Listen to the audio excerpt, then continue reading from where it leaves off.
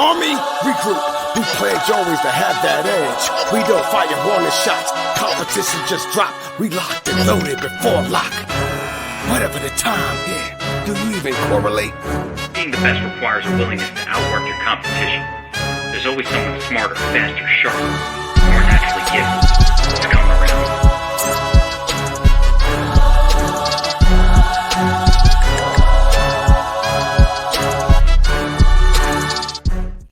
Welcome back. It's FantasyFling with DFS Army. We're taking a look at the Millie Maker for week 2, some MME strategy of DFS Pros. And then, I think we're going to look a little bit at some strategy that took down the Afternoon Slate, because that slate, surprisingly enough, actually outscored the Millie Maker. So I'm excited to get into it. Let's go ahead and take a look.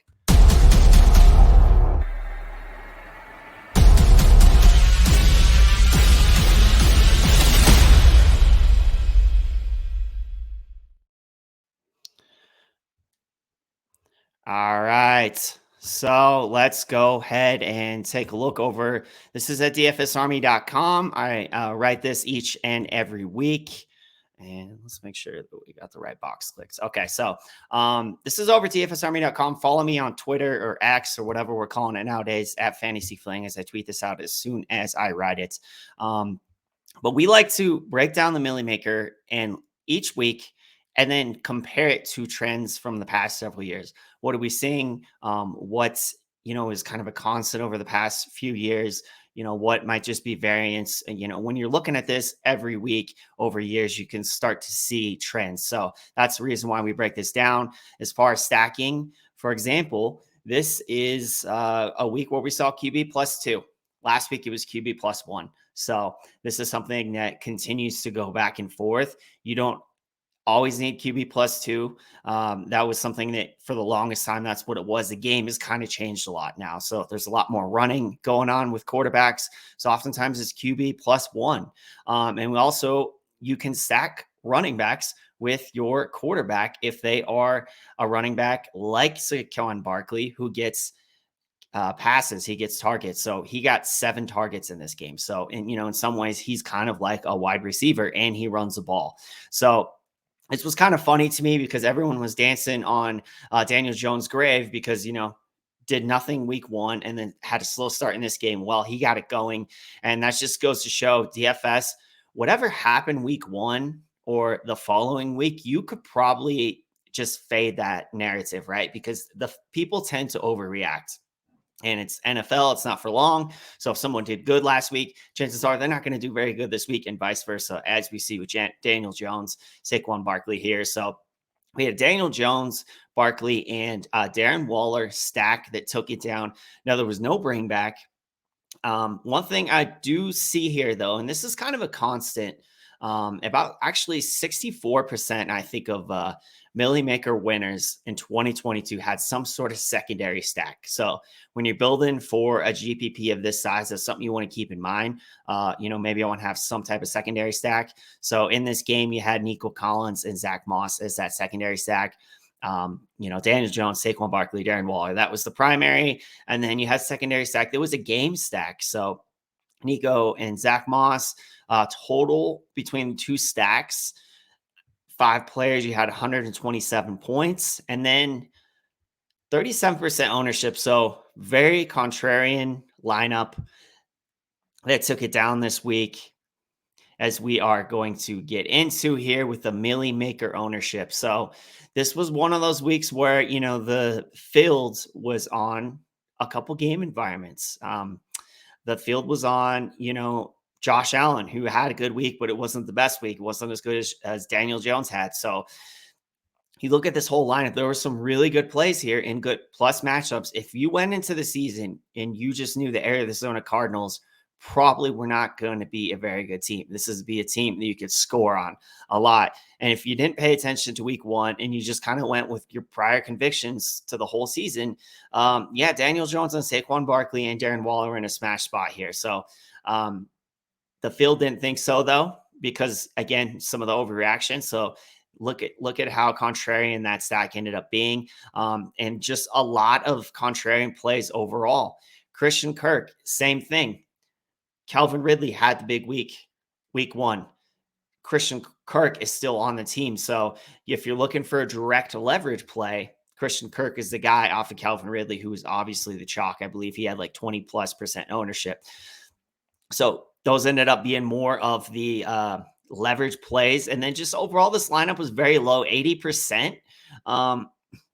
Believe it or not, you do see, even though you will see weeks where, the chalk will smash 150, 160, 180% we had last year with 3-week one run was kind of crazy. You still are going to get an average of like 120%. I think it was 118 in 2022. And you do get a lot of games of under 100% ownership, total team ownership. So I believe we had 8 weeks of under 100% in 2022. So that's just something obviously to keep in mind when you're building your lineups. Most weeks, you want to be mindful of your total team ownership. Went over these leverage plays. Daniel Jones was top leverage play on the slate. Saquon Barkley was close behind, and then Christian Kirk, great direct leverage in that game off Calvin Ridley. So specifically in those game environments where you really like the game and you're looking for direct leverage, oftentimes it's just play the number 2 wide receiver in that offense. If the wide receiver 1's going to be chalk, or the number 3 wide receiver, or maybe you play the running back if the running back's projected to get low ownership. So something to keep in mind. Pricing and value from this lineup. This was the second weekend of this season to start the year when we've had a lineup not use all 50,000 of the salary. So that was a little surprising to see both 2 weeks back to back like that, but they're both close. Week 1, 49,800, week 2, 49,900. And then, typically you are going to have 1 to 2 players who hit 6x their salary to win the Millie Maker. Obviously, it was Nico Collins here at 4,800. And, not a lot of really high priced players.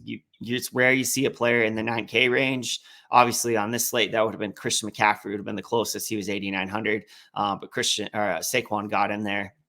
And then, the bulk of your team, it's going to be between 5,500 and, like 7,000. So that's more so what you see here with a couple value plays. And then you do pay up a defense. You got the Buccaneers who, let's face it, no one really thought they'd be any good, but the Chicago Bears looked horrible week 1. They didn't look much better week 2. So this was a good slight pay up option targeting Chicago's offense here. And then ceiling. This is kind of been a slow start. We had week 1, 233 points. Week 2, 224, I think it was 24 points. So we have a 228 point average right now, winning the Millie Maker. The reason why you want to be mindful of that is because more times than not, you're not going to see the heavy game stacks. So don't get too crazy on your game stacks. QB +1, QB +2, don't force bring backs. Those are what you're going to see win most weeks. And then, you will see a lot of secondary stacks when you have a lower score because you have that game. You're not having that one game environment that's really popping off. So you're kind of taking a stack from this game, a stack from that game. And just playing a lot of the best plays on the slate, like Rashad White, for example, going against Chicago's D. So scores are down now. We will have the game stack weeks. We normally have a couple a season, but most of the time plus EV to not be chasing that. So let's go ahead and by the way, if you are someone who plays a Millie Maker, which I'm guessing you are, if you're watching this show, please hit the like button, comment, subscribe, share it. Say who you played. Let's hear about it. Who you like for week 3, what kind of stack you're targeting. And then also we got Adam Burns on our staff. He has been studying the Millie Maker for a long time.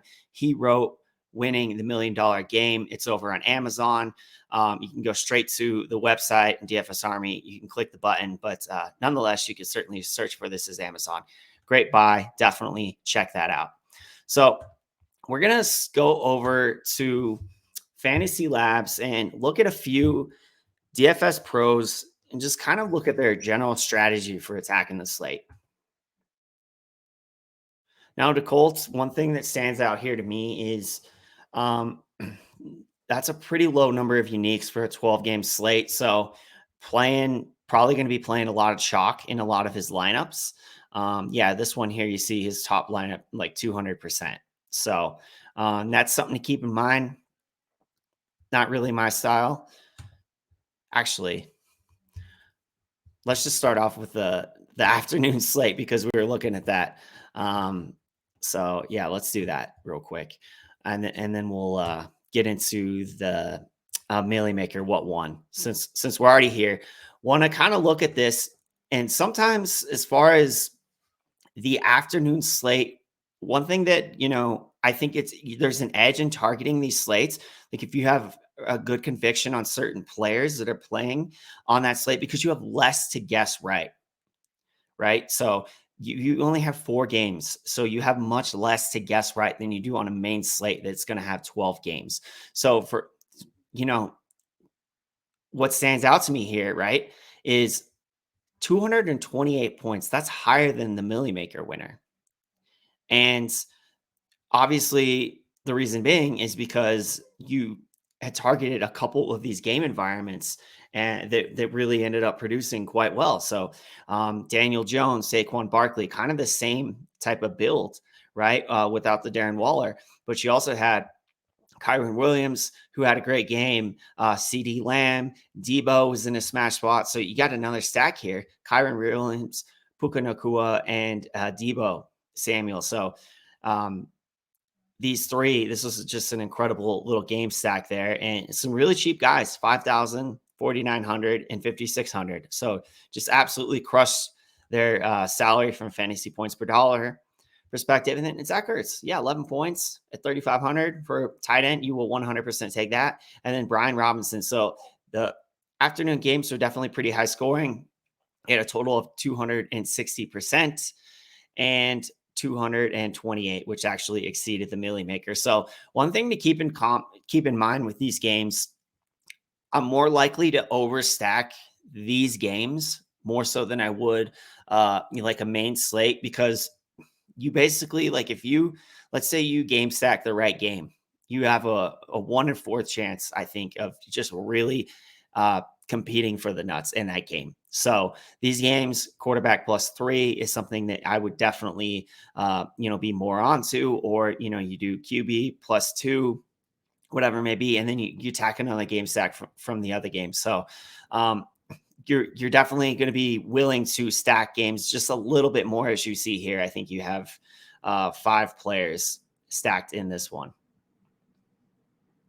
And then actually you have CD Lamb and Dallas C. So yeah, a lot more stacking. And sometimes it comes natural, sometimes it's forced. It just all depends on your strategy. Want to take a look here, though, at the player that I was looking at, the Colts. Colts is DFS Pro. Let's look at exposures.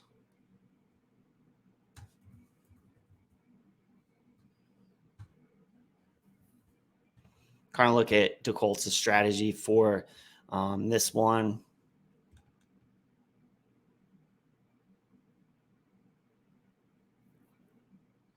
So on a top 500 finish, Daniel Jones, Christian McCaffrey, Kyron Williams. So, a lot of the plays we were on, Kyron Williams obviously was a smash play once we knew that Cam Akers was getting a healthy scratch.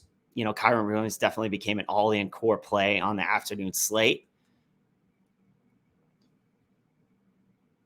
So top lineup, 192 points. Pretty good. Take a look at some of his exposures. Stafford was heavy on Stafford, Dak, Sam Howell. Light on Russell Wilson, and probably, would have done a lot better, and on Daniel Jones. So Russell Wilson and Daniel Jones were, I'm pretty sure, the 2 highest scoring guys on this afternoon slate, with obviously Daniel Jones getting 34 points. And then Kyron Williams, 54%. So, not even locking in with 150, but still more than double the field. So Javonte had a great start, but just didn't get enough carries. Brian Robinson, great game. His type of positive leverage you need. And then under elsewhere, faded Christian Could use some more of him.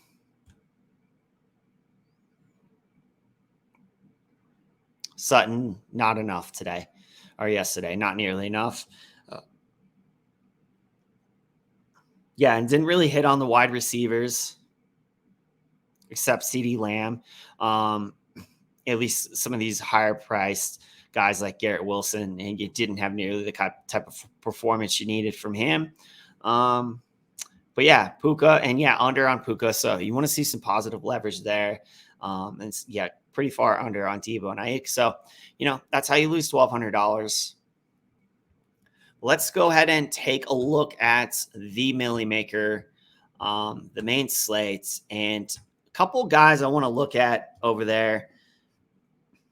Just their overall strategy, the Colts actually being one of them, and then some of the usual names that we know. So Osimo and Giant Squid. If you've watched any of these shows before, these are certainly guys that I've looked at before. And there's a reason being, these are top DFS pros. They know what they're doing. And they certainly know a lot about MME and how to attack a slate. And what I like about some of these pros is they all have different strategies. So there's lots of different ways to skin a cat. And they work. But it's all about thinking, this may not work every week, but when it does work, it's going to hit big.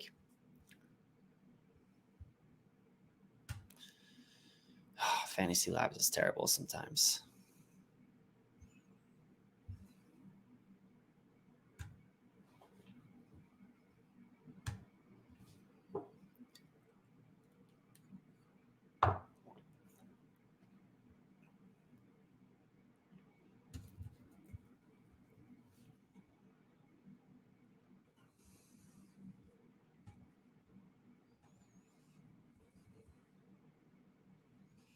So the Colts actually, surprisingly enough, he did better in the Millie Maker than he did on the Afternoon Slate, which is pretty crazy.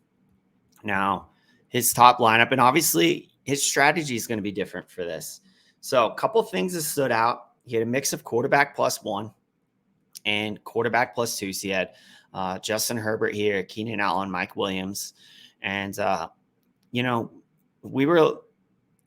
we expected a pretty decent week from Justin Herbert. It wasn't what we wanted, but a pretty good week because whenever Eckler's been out, he's done well. That's when, he's had a lot of his big weeks. And yeah, if you just did a Justin Herbert and Keenan Allen stack, you did good. You didn't need the Mike Williams, and you certainly could have done better elsewhere. So he had Nakua and Jaden Reed. So some really good value plays for him there. And then Chig was the guy that, decent week. We kind of talked about it, in the Discord over DFS Army, because they were potentially going to be out multiple linebackers. So, we thought he would be a good bring back if that was something you were actually forcing. So Christian McCaffrey had a good week, but didn't make value. He's 8,900. It's very difficult to do. Another Justin Herbert lineup, obviously +2, a Goff +2. Goff is definitely a kind of a +2 guy. Amon-Ra had a good week, but not enough to make value to win a tournament. And then, yeah, you see Josh Allen and Dawson Knox here. So Josh Allen, it's pretty rare that he needs another guy. He normally only needs one because he adds that rushing ability as well. So mixture of QB +1 and QB +2. Looking at some of his exposures, one thing I noticed did not have a lot of quarterback exposure, except Burrow and Allen, just about 20%. Other than that, kept it pretty flat. Played quite a few guys that were under 10%. So we got Geno, Tannehill, Purdy, Mahomes, Herbert, Goff, and Jordan Love. And it's kind of funny, even though he only had 7% Herbert, so he was actually under the field on Herbert, and that was his best lineup. What did he score with this lineup? 192 points. So just goes to show you don't really always need a lot of exposure for that one lineup to really get you there. I believe last year we were looking at like Megan Joy. She had like 1% Joe Burrow. and won the Millie Maker last year with like 1% Joe Burrow. It literally just takes one lineup, and that's what it was. So the running backs,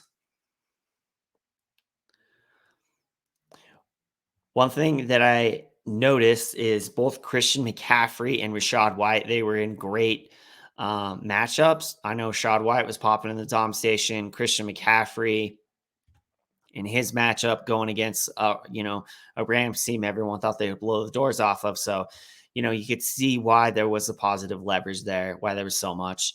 And then Joe Mixon in a good spot. Didn't get there, but had a pretty good week too.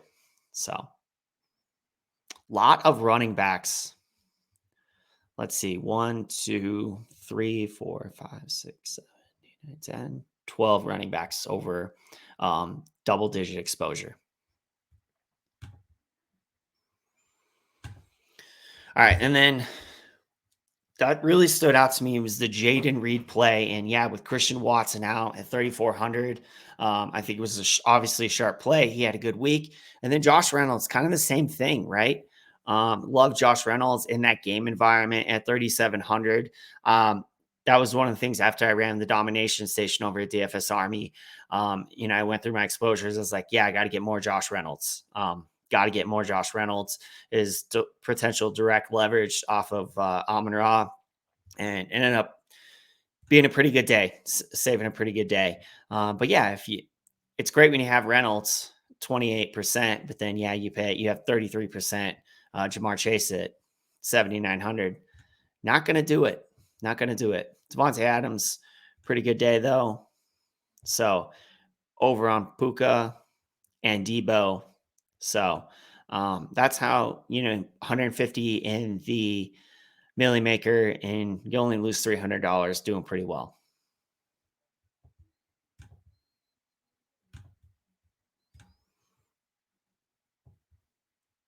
34% Kelsey. He had a decent day, but not nearly enough to win you a tournament. So, just a couple high price plays that didn't work out.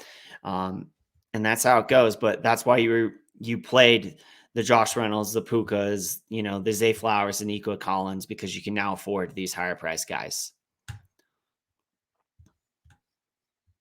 And then not going all in on any one defense, which is certainly smart. All right.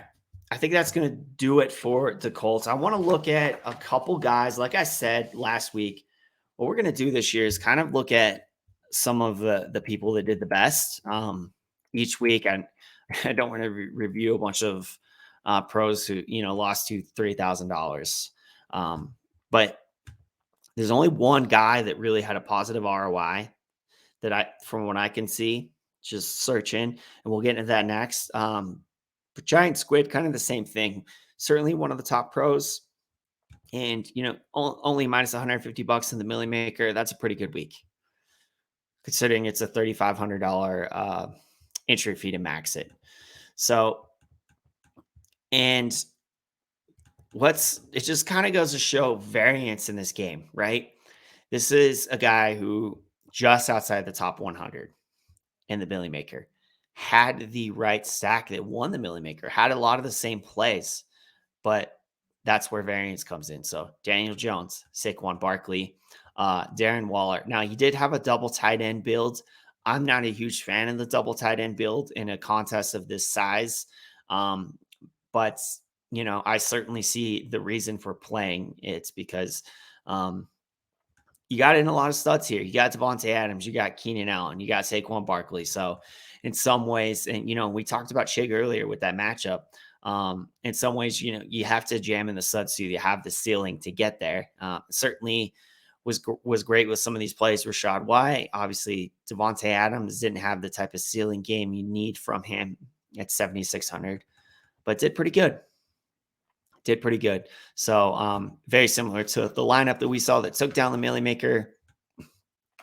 Now, Giant Squid's exposures. Another thing that really stood out to me, Daniel Jones, kind of just talked about with Herbert and with like Joe Burrow last year for Megan Joy, only 5%, and yet that's all it took to almost win the Millie Maker, to be just outside the top 100, have the right stack. So just takes that one lineup. Josh Allen and Joe Burrow and Geno. So these were the three guys, obviously, that had the highest exposure to. So Josh Allen pretty much saved the day. Joe Burrow, not nearly enough at his salary. Geno didn't get there either. And then 12 running backs above 15%. So this is something, and I was kind of looking at like my overall strategy for this slate. I felt running back was so difficult to navigate that you kind of just, it made the most sense to not go all in on anybody, to really just get exposure to a lot of these backs, because really there's so many of them are similarly priced, and who knows, who was really going to go off. So Damian Pierce, Mixon, Bijan, Saquon Barkley, ETN, Jamar Gibbs, Josh Jacobs, just getting a lot of exposure to a lot of different guys. Now, AJ Dillon, you're chasing volume right there, right? Good matchup, chase volume. Aaron Jones is out. Rachaad White, good matchup.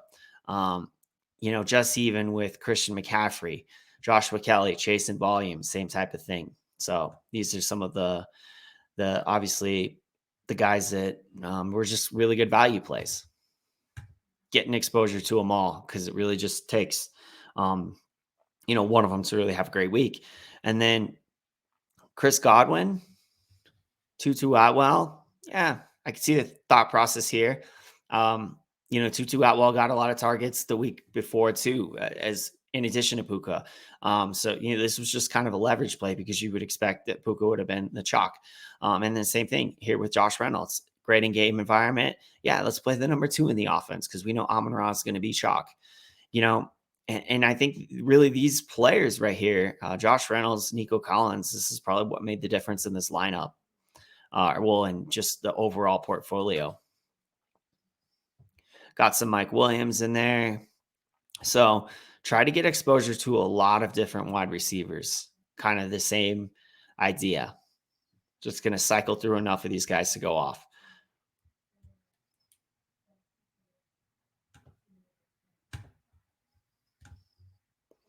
And then Chig, yeah, obviously was way over on Chig, plus matchup with linebackers out 26%, but he didn't get there.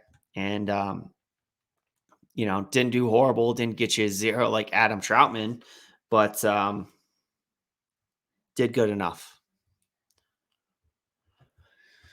Now, last person we're going to look at before we wrap this up, Awesemo certainly has his weeks. He's always, MME's the Millie Maker, the $20 Millie Maker. He's never won, but he's definitely gotten close. Now, one thing you'll notice about his strategy, and this is kind of what I was saying, a lot of different ways to skin a cat. He will play a lot of quarterback +3. And he also will include the running back in that, as you'll see here. So Baker Mayfield plus Rachaad White plus Mike Evans plus Chris Godwin. He had Kyron Williams in there and Josh Reynolds. So, some really good plays here. Travis Kelce just didn't get there, right? 12 points. That's not nearly enough for his salary. So, and then, yeah, super contrarian lineup.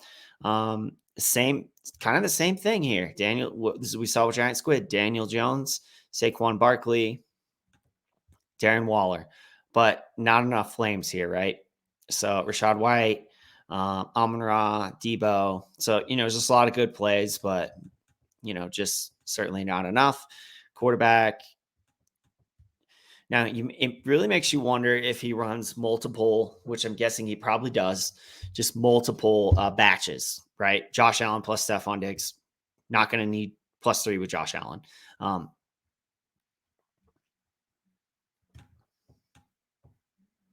Baker Mayfield plus White, Evans, Otten. And then if you include Tampa, yeah, you got 4 players on that team. And I did not see no bringbacks.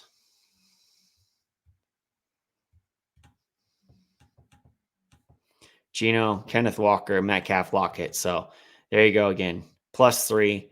Had to bring back Sam Laporta.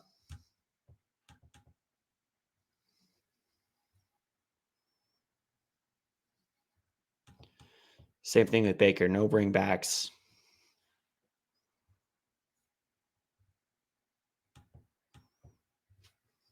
Had to bring back with the Daniel Jones stacks.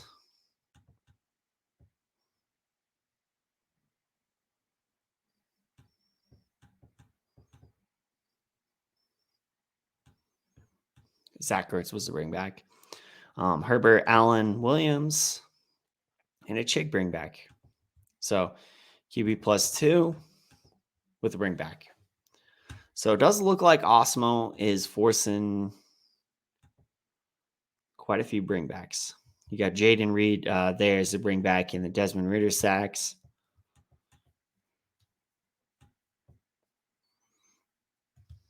But it doesn't seem to be the case with Tampa.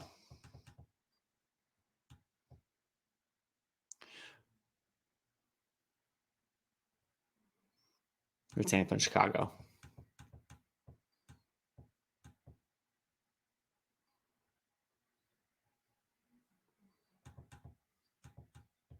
You got Stafford with a Debo bring back. A bring back on the other side. So a lot of bringbacks. Not going to get too into every single lineup he did.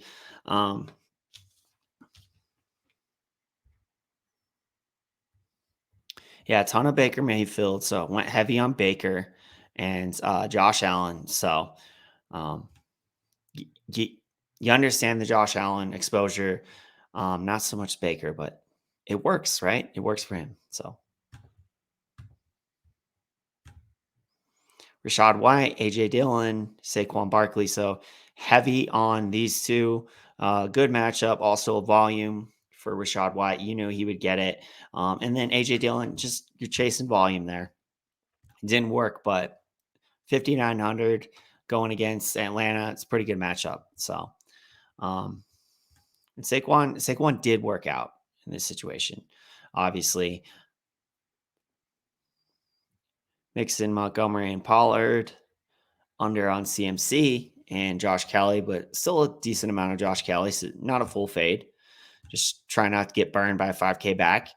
And then, yeah, a lot of Stephon Diggs, but a lot of Josh Allen, and Stephon Diggs was in a great spot too. So the Raiders D is not very good, and they scored 38. So there you have it, 38 exposure, 38 points. Godwin, Puka, and Mike Evans, and really it's no surprise with as much Baker as he had. So over on Devontae, Debo, and Jamar Chase. Under on Amon-Ra.